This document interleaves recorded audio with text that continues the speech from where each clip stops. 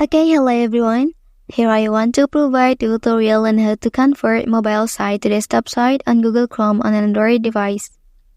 Okay, let's jump to the tutorial. First thing first, you have to go to Google Chrome on your device. Well, after that here you can click on menu button in the upper right corner. Okay, and then to convert mobile site to a desktop site, here you can select this option.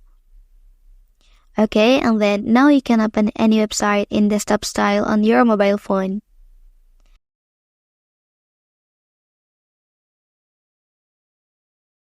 Well, that's the tutorial on how to convert mobile site to a desktop site on Google Chrome on an Android device.